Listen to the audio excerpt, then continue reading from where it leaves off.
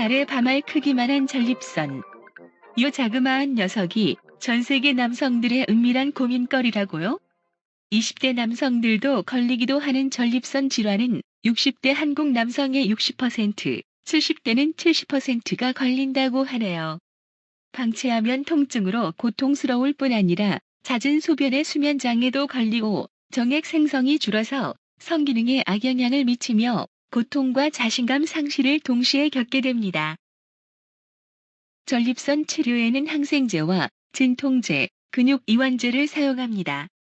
너무 심하면 수술로 전립선을 깎아내기도 하는데요. 수술 후에도 꾸준한 운동으로 방광 기능을 높여주어야 합니다.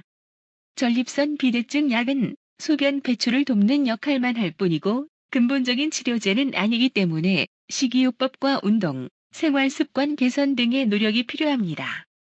전립선 질환을 방치하면 방광벽이 두꺼워져 기능을 잃고 소변이 역류되어 신장을 망가뜨리니 적극적인 노력을 해야 합니다. 먼저 개선해야 할 생활습관에 대해 말씀드릴게요. 첫째, 절대 소변을 오래 참지 마세요. 소변을 오래 참으면 방광 주변 근육이 약해져서 배뇨장애에 걸리고 전립선으로 소변이 역류하여 염증이 생깁니다. 그러면 세균성 전립선염에 걸릴 확률이 커지니 소변은 바로 배출하는 것이 좋겠습니다. 둘째, 한자리에 오래 앉아있지 마시고 일어나서 스트레칭을 하세요. 일하다가도 약 2시간마다 한 번씩 운동으로 혈액순환을 유도하는 것이 좋아요. 전립선 부분이 압박받으면 혈액순환이 잘 안 되고 유도를 조이며 소변이 역류할 수 있어서 위험합니다.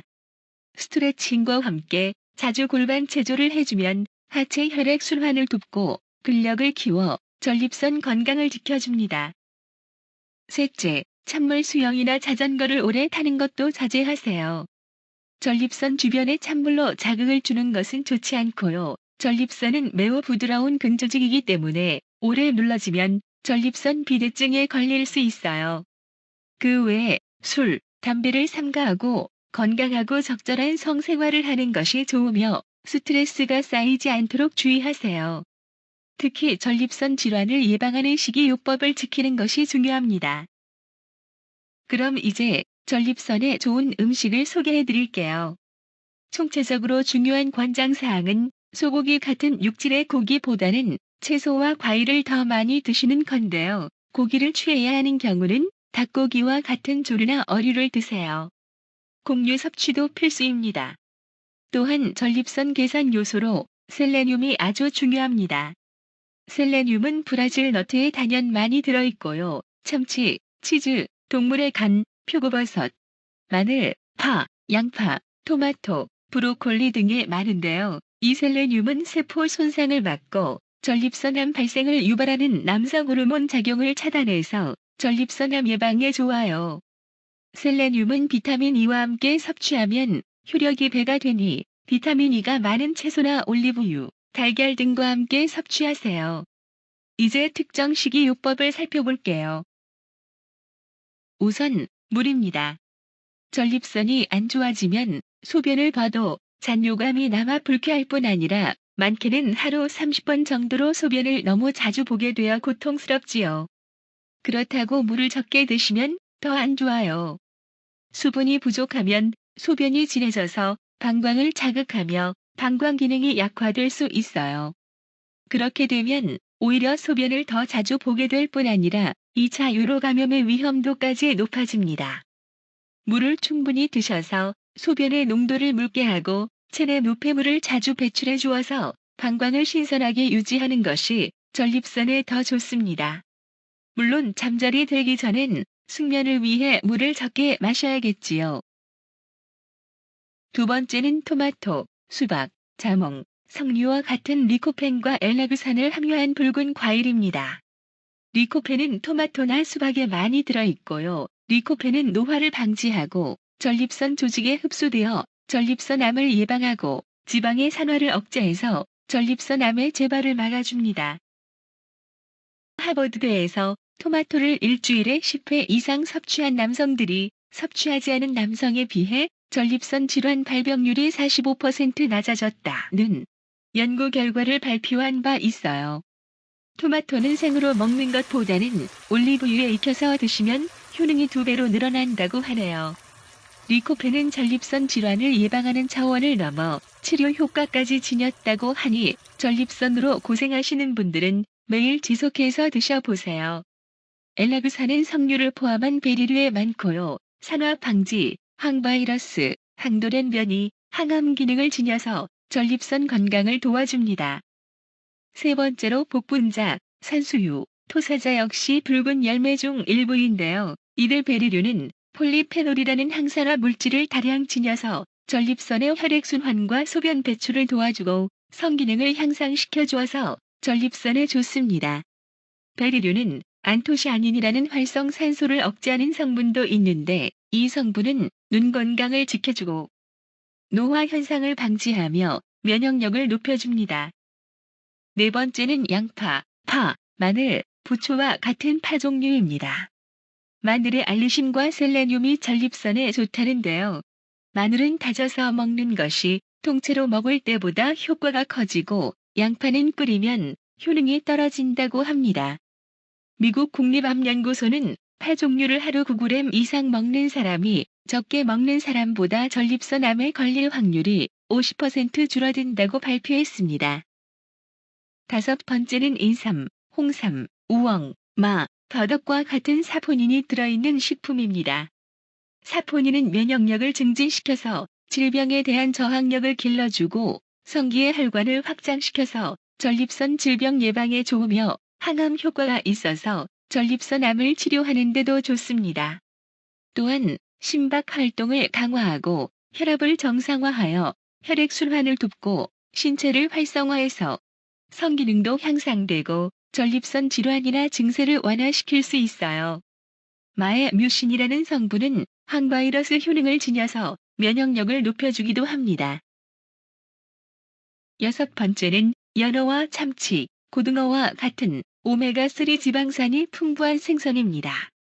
오메가3 지방산은 전립선의 종양이 성장하는 것을 예방해서 전립선암, 다이어트, 노화 방지, 두뇌 발달에 좋아요.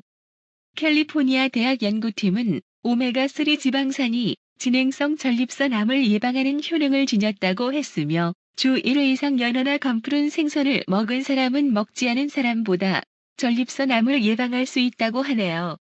일곱 번째로 은행입니다. 은행의 플라보노이드는 모세혈관벽을 강화하고 레시틴은 혈관 속 콜레스테롤을 제거하며 징코라이드는 모세혈관 확장에 관련되고요. 혈압을 조절해서 생식기 혈류량을 촉진시키고 소변이 찔끔찔끔 나오는 증상을 완화하며 소변 농도를 묽게 만들어줍니다. 하지만 은행은 어린이의 경우 하루 3, 4개, 성인의 경우 10개 미만으로 드셔야 하는 거 잊지 마세요.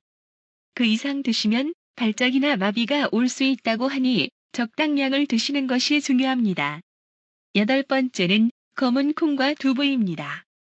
콩은 이소플라본과 페놀산, 토코페롤, 피티산, 사포닌 등 항산화 물질이 풍부합니다.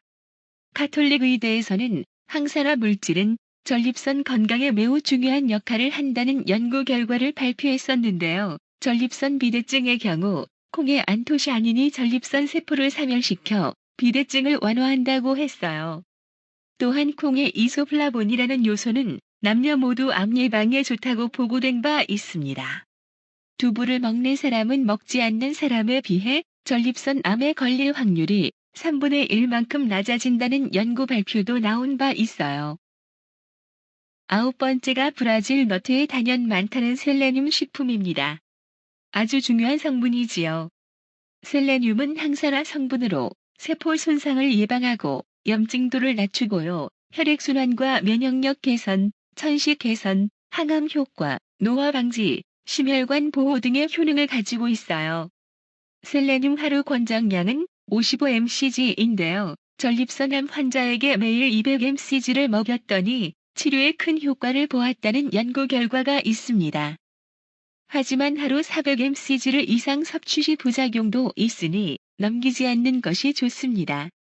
브라질 너트는 10g당 175mcg를 함유하고 있어서 단연 셀레늄 으뜸 식품이고요. 표고버섯, 강낭콩, 치아씨드, 현미, 해바라기씨, 황다랭이, 넙치, 정어리, 칠면조, 소의 간, 닭고기, 달걀 등 주변에서 많이 찾아볼 수 있어요. 특히 표고버섯에는 항암 작용을 하는 렌틴안이 들어있고요. 존슨 홉킨스 의대는 표고버섯의 눈, 폐 건강에 중요한 항산화물 질인 L-에르고티오나인이 풍부해서 독성 물질로부터 전립선을 보호해준다고 발표했습니다. 효과를 보기 위해서는 꾸준히 섭취하는 것이 좋은데요. 요리로 만들어 먹는 것이 여의치 않으면 말린 표고버섯과 대추를 함께 끓인 물을 꾸준히 마시는 것도 좋겠습니다. 10번째로 녹차가 있습니다. 녹차는 폴리페놀 성분을 지녀서 항산화 효과가 탁월하고 항암 항균 효과를 지녔고 심장병 발생 억제 효과를 내기도 하는데요. 삼성의료원에 의하면 매일 녹차를 마신 사람은 암에 걸릴 확률이 3분의 2만큼이나 줄인다고 하네요. 일본 시즈오카현에서 암 사망률이 다른 지역에 비해 너무 낮은 원인을 조사해 보다가 녹차 생산지의 위암 사망률이 다른 지역에 비해 5분의 1밖에 안 된다는 것이 밝혀졌다고 하네요. 하지만 녹차에 카페인 성분이 있어서 오전에 드시는 거나 카페인에 심하게 예민하신 분들은 피하시는 것이 좋겠습니다. 녹차가 아니라도 폴리페놀을 섭취할 수 있는 방법은 많이 있으니까요. 폴리페놀은 카카오에 매우 많이 함유되어 있는데요. 폴리페놀 하루 권장량은 600에서 1500mg인데 카카오 82% 초콜릿에는 폴리페놀이 1420mg이나 들어있답니다. 전립선은 많은 남성들의 고민이랍니다. 배우자와 함께 의논하고 함께 손잡고 병원도 다니면서 건강한 부부애를 교류하면 도움이 됩니다. 전립선 비대증은 단순히 노화 현상만은 아닙니다. 남성 호르몬과도 연관성이 있다는 연구 결과가 있는데요. 고환이 없거나 남성 호르몬 분비가 어려운 사람들은 전립선 비대증에 걸리지 않는다고 하네요. 전립선 질환은 남성의 60-70%가 겪는 고통인 만큼 사랑하는 남편을 위해서 부인이 깊은 배려와 관심이 필요하답니다. 생활습관과 식이요법, 운동요법, 약물요법 등을 병행하면서 당당히 배우자와 함께 극복해 가세요. 여러분, 힘내시고 건강하세요.